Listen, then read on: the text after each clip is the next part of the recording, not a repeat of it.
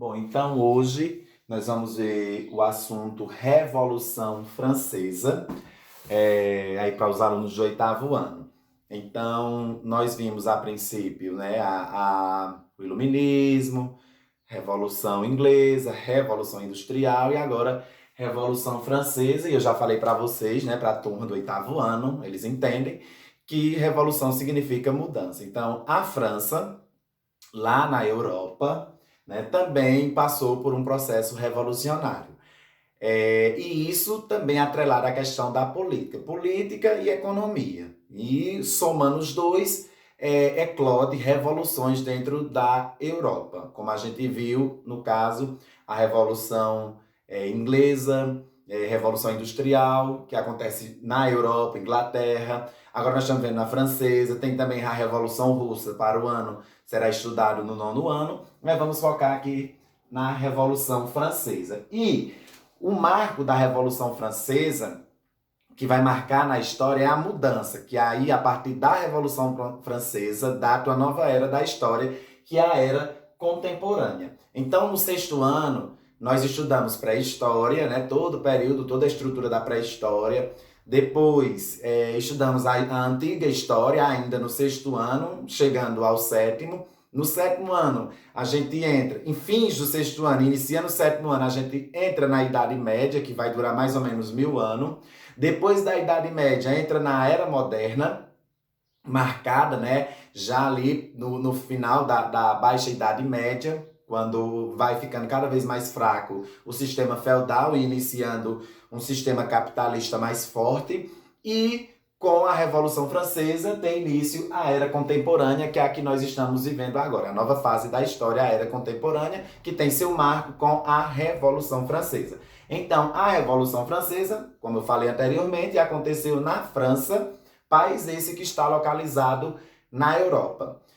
Até então, antes da Revolução, nós tínhamos aí já uma classe burguesa, a burguesia, que nós já conhecemos, né, a história da burguesia, quando estudamos o Renascimento, caminhando para a Revolução, não é verdade?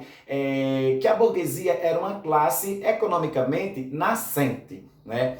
E com ela vem o acelerar, o desenvolvimento, o desembarcar dentro de toda a sociedade, do mundo todo, o capitalismo. Então, a burguesia era aquela classe, né, que estimulava a produção.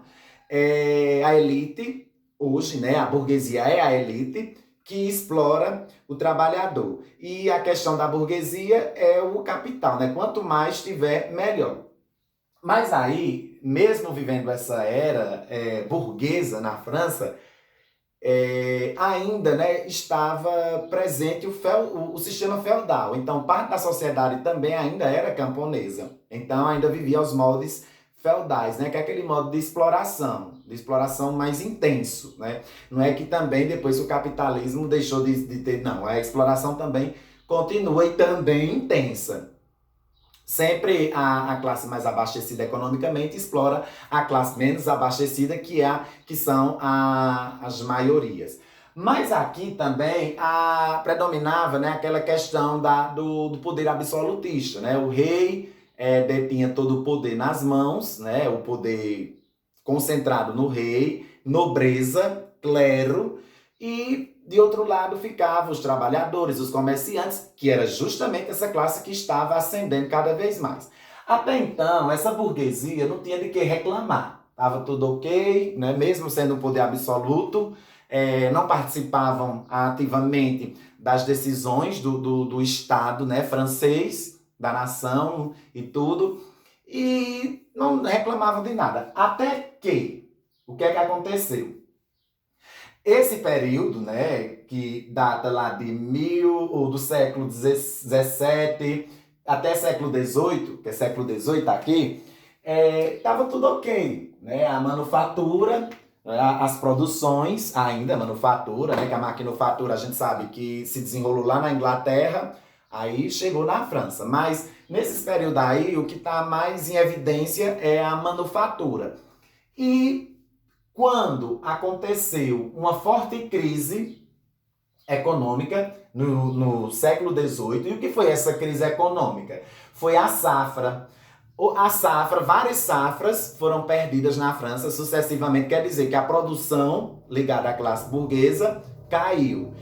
E como ela caiu e o rei, né, a nobreza dependiam dos impostos que era pago por essa sociedade e o clero também começaram a sentir a diferença por conta dessa crise. Então houve uma crise natural, se houve baixa produtividade, era uma questão natural. Então o clima, né, talvez não estivesse contribuindo para que houvesse produção, né? No caso, a produção de cereais. E, consequentemente, vai ter a elevação dos preços, né? Os preços vão ficar lá em cima, né? A consequência da crise, ó, o preço dos cereais ficam mais caro, consequentemente vem a fome e a queda da arrecadação de impostos, que era o que deixava o rei lá, né, sempre no poder, sem trabalhar, ele vivia às custas desses impostos, né? E aí, como os impostos não estavam sendo arrecadados da forma que era antes, como os alimentos, né, teve que ter aumento do preço porque não estava tendo produção e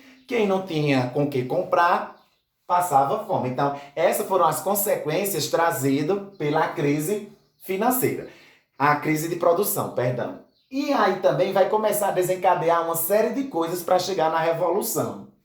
Aí o que é que acontece? Mediante a isso, o rei Luís, né, Luís XVI era o rei da França na época, aumentou os impostos. Como ele aumentou os impostos, houve uma revolta burguesa. Porque a classe que produzia era aquela classe burguesa, ou seja, que estimulava a produção e que pagava, né, os pesados impostos, começou a se revoltar essa classe. Espera aí, nós não temos com que pagar. E ele queria, o rei queria, pelo fim da força, que eles dessem conta. Aí, né, vem a convenção dos estados gerais. O rei, né, faz uma convenção, convoca todos os estados. Esses estados estavam com 170 anos, né, que havia sido convocado, porque a França, estruturalmente, socialmente falando, estava assim: clero, nobreza e o terceiro estado. O primeiro estado era o clero, o segundo estado a nobreza, e o terceiro estado ficava a burguesia e todo o resto ficava no terceiro estado. Então, dá pra gente entender que, por cabeça, o terceiro estado é o maior, concentrava mais pessoas.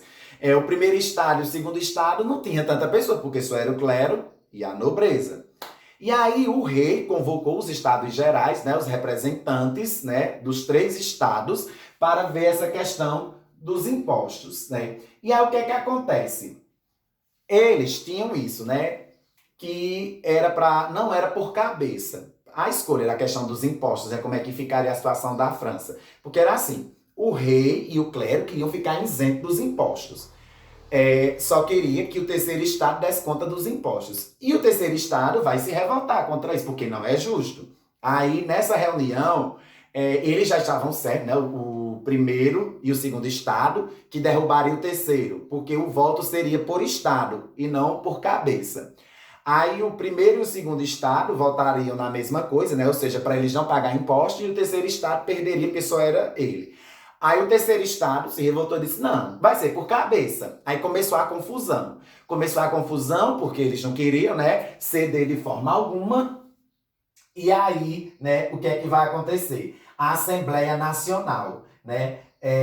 Essa Assembleia Nacional, ela vai ser provocada pelo terceiro estado. O próprio terceiro estado se revolta, o rei se revolta com eles, dá um funaré danado lá na reunião deles, e como o terceiro estado são maiorias, né, são mais pessoas, e o primeiro e o segundo são minorias, aí os 2 primeiros estados começaram a ficar com medo do terceiro. E o terceiro já vinha o quê?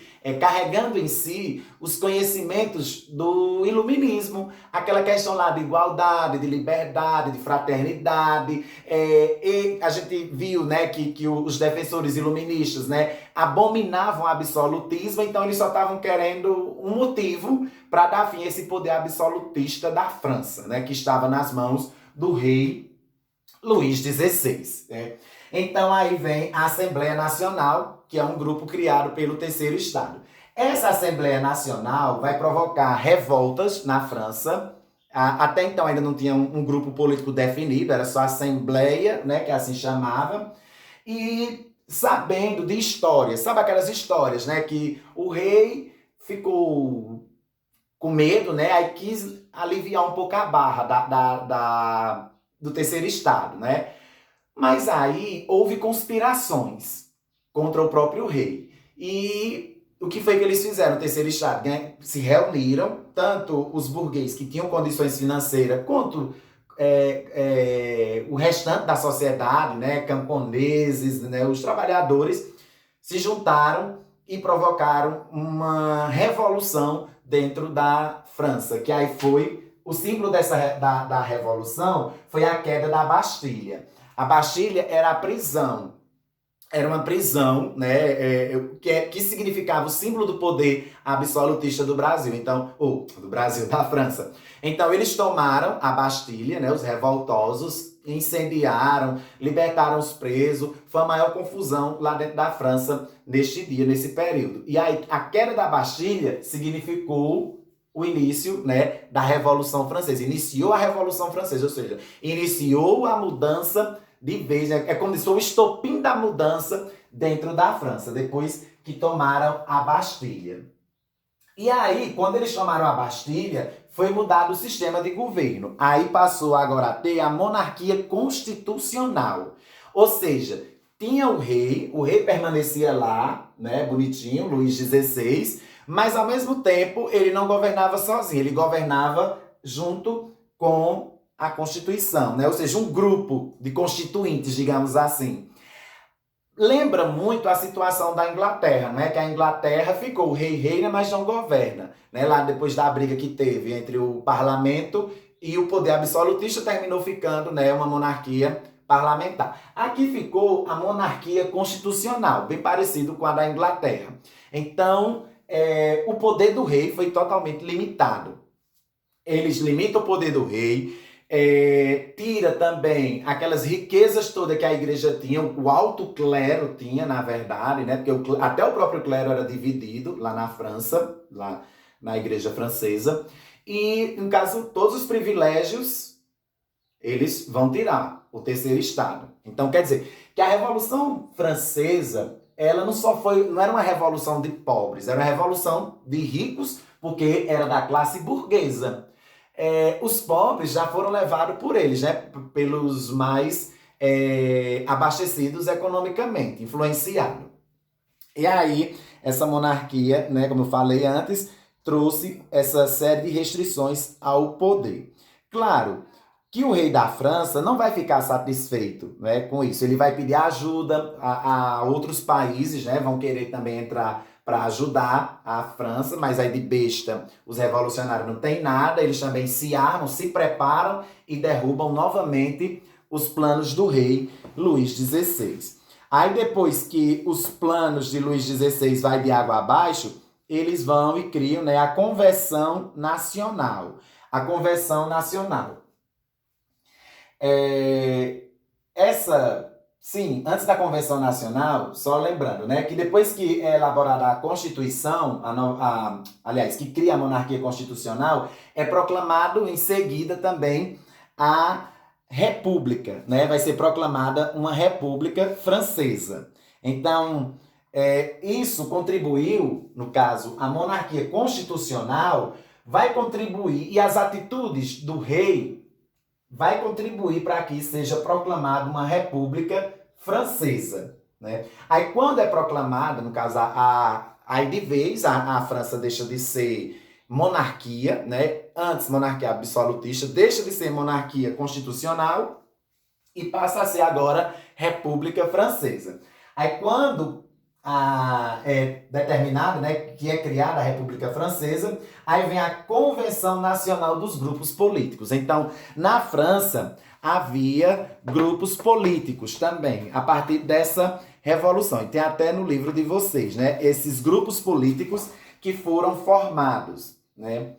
Outra coisa, antes de tornar a falar, né, sobre os grupos políticos, ainda lá na questão da monarquia constitucional, nós temos uns pontos no livro de vocês, na página 59, bem interessante, né? que é assim, ó, em setembro de 1971, aqui, ó, de 1971, a Assembleia Nacional Constituinte aboliu o dízimo, que era uma obrigação que as pessoas tinham de pagar da igreja, né? O dízimo eclesiástico, todas as obrigações feudais impostos aos camponeses e, em seguida, aprovou a Declaração dos Direitos do Homem e do Cidadão. Então, agora, né, os homens passam a ter direitos, cidadãos. Aí ficou aquela confusão, né? Seria voto censitário ou não. O voto censitário seria baseado na renda, no que a pessoa tinha. Ou as pessoas alfabetizadas. Ainda ficou esse impasse também, né? E vinha na França. Eles não tinham ainda uma decisão realmente certa sobre essa questão. O que é que acontece? Depois de aprovar essa Constituição, né, no ano de 1971, né, ainda, o que é que acontece? O poder do monarca é subordinado à Constituição. Aí esse poder seria dividido em executivo, legislativo e judiciário, né? Pegando aquilo lá do iluminismo, né? Dos pensamentos iluministas. Trouxe também o voto censitário, como eu falei, né, anteriormente. No caso, nessa Constituição, na monarquia constitucional, só votaria as pessoas que tivessem um certo poder aquisitivo, né, financeiro, né? A manutenção da escravidão nas colônias francesas era para manter as pessoas escravas, né? Nas colônias, como por exemplo o Haiti, era um território, um reduto francês. A extinção das restrições mercantilistas e feudais, favorecendo o livre comércio, a liberdade de comercializar com quem bem entendesse. Então, eram essas ideias, né, que trazia e que foi determinado, na verdade, a partir da monarquia constitucional. Aí, obviamente, como eu disse, nasce a República Francesa. E essa República nasce mediante a isso, né, a esses acontecimentos, que também não foram tão favoráveis a todo o povo francês. Eram questões que eram favoráveis a uns e a outros não, que nós vamos já entender a partir da criação dos grupos políticos. Então, em seguida, é criada a República. Aí, depois dessa República criada, como eu falei, vem a questão dos partidos. Então, nós temos, na França, né, a criação dos partidos. O Partido dos Jacobinos, que foi justamente os que ficaram de conta, né, do poder, dos jacobinos, que representava a pequena burguesia e, ao mesmo tempo, era considerado grupo de esquerda, né, pela posição que eles sentavam nas assembleias deles, né, que eles sentavam no lado esquerdo. Depois vinham os girondinos, né, que esses já eram da alta burguesia, da burguesia comercial, e eles sentavam na direita. Aí, entre um e outro, ficavam os de planície, o pântano, e os cordilheires, e os monarquistas constitucional. Esses eram os grupos políticos criados na França. Mas aí, o grupo que se destacou na questão do poder da França foi os jacobinos. Os jacobinos ficaram governando o poder francês, liderado por Robespierre. Uma coisa que eles vão fazer, depois que criam, né, esses grupos, o rei Luís XVI, vai ser morto, tanto ele como a família, vai ser decapitado, e a decapitação ocorria pela guilhotina, ou seja, ele cortava o pescoço dessa população, da família real, no caso, né? Foi o que aconteceu. E depois, né, do próprio povo francês. Um monte de gente foi guilhotinado. Já chego lá. Então, aí nós temos, como eu falei, a República Francesa, governada pelos jacobinos, no caso, partido de esquerda, né? Eles passou a governar aos moldes deles. Em seguida, manda guilhotinar o rei Luís XVI e sua família vai junto também, né? Tempos depois. E, como falei, né? No período que os jacobinos estão no poder, acontece a fase do terror. Aí a fase do terror Essa daí, como eu falei, é a questão da guilhotina. Então, todas as pessoas que fossem contrário à revolução, aos ideais da revolução, aos ideais pregados pelos próprios jacobinos, eram perseguidos e mortos. Sim, gente, esse grupo também, dentre esses grupos, né, tem os sans-culottes. Então, os sans-culottes eram pessoas que não usavam culottes, né?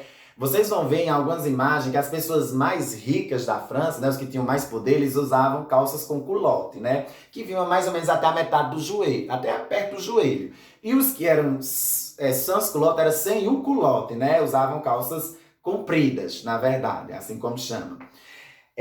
Aí voltando ao assunto, então essa era aí dos jacobinos no poder ficou conhecido como a época do terror. Então muitas pessoas foram perseguidas, né, e foram mortos, guilhotinados na França. Chegou a uma época que nós já não estavam mais fazendo distinção, porque teve pessoas ligadas, né, ao próprio grupo, né, do lado, né, que estavam governando, que foi guilhotinado. Então aí já foi o cúmulo, né, dos acontecimentos. E não poderia continuar da forma que estava, né? Por exemplo, né, Danton, né, e tanto Danton como Herbert, eles eram grandes apoiadores do processo revolucionário e só porque questionaram o tanto de morte que estava tendo na França, foram guilhotinados. Robespierre estava com o juízo virado, né?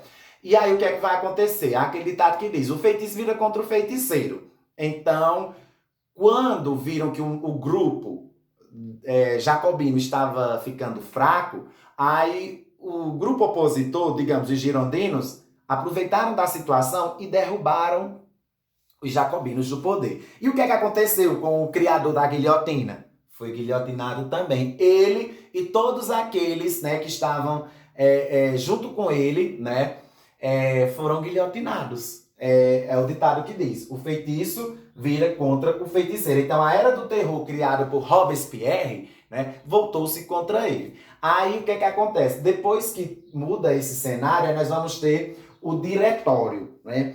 Então esse diretório era para criar estratégias, né, de governo sobre a França. Como é que a França ia ser governada a partir de então. E aí, o que é que vai acontecer? Mediante aos acontecimentos, precisando de alguém para assumir o poder, porque a França não podia ficar ao léu, né? Um jovem que lutava, né, muito forte na Revolução, chamado Napoleão Bonaparte, vai ser cotado a assumir o poder da França. E aí acontece, né, o golpe do 18 Brumário, assim chama. Esse golpe é caracterizado, né, ou caracteriza o momento em que Napoleão Bonaparte, um homem muito jovem, mas muito preparado na questão de batalhas, né, de lutas, de exército, assume o poder. Mais tarde, né, vai ser o próximo assunto, o que vai dar continuidade a esse assunto da Revolução Francesa vai ser a Era Napoleônica, que foi o período que Napoleão Bonaparte ficou, né, como administrador, imperador, ele se autoproclamou imperador da França. Então essa república aqui, ela vai cair quando Napoleão assume o poder. Ela vai deixar de existir, aí a França vai passar a ser o império. E por que império? Porque Napoleão, como eu disse, apesar de ser muito jovem, né, e ele era de baixa estatura, ele não era alto não, mas ao mesmo tempo tinha um intelecto muito bom, né, e sabia lutar muito bem, sabia liderar o exército francês muito bem. É tanto que ele conseguiu expandir o território francês, né, em vastas extensões, né, em grandes expansões territoriais, né, expandiu. Ele só perdeu feio, foi para Inglaterra, né, que aí ele tentou dominar a Inglaterra e não conseguiu, mas isso vai ser assunto para a próxima aula, para o próximo vídeo, né, que vai ser a Era Napoleônica e que também vai chegar no Brasil. Então tudo isso faz com que a gente caminhe rumo ao Brasil. Uma hora nós estamos no Brasil, como ano passado, né? A gente trabalhou o período que os portugueses chegaram no Brasil, depois a gente sai, vai dar uma volta pelo mundo, conhecendo os acontecimentos do mundo, para novamente trazer esses acontecimentos para dentro do país, né? Para dentro do Brasil, para entendermos que o Brasil ele não está fora de todo o contexto histórico mundial, não. O Brasil está bem inserido, né? Desde a pré-história até a era contemporânea, o Brasil vai estar no meio. Que aí a gente vai entender o fato da família real ter vindo para o Brasil. Mas para entender a chegada da família real no Brasil em 1808, é preciso a gente entender isso aqui, o que foi a Revolução Francesa. Então, a Revolução Francesa foi a revolução do terceiro estado sobre os demais estados. Vamos entender isso? Foi a revolução burguesa sobre a nobreza e sobre o clero. Aí também a gente vê, né, que vai desencadear uma série de coisas, né, que essa revolução, a princípio, né, parecia ser algo interessante, né, para toda a população francesa, mas não foi. Ela terminou se limitando apenas aos abastecidos economicamente. Depois, né, essa mesma revolução vai se virar contra aqueles que criaram, né, a revolução, porque eles não souberam articular os acontecimentos. E aí vem as consequências. Então, o assunto, né, está no livro. Aqui é só umas pinceladas básicas, né, sobre o assunto. Qualquer dúvida, estou à disposição da turma.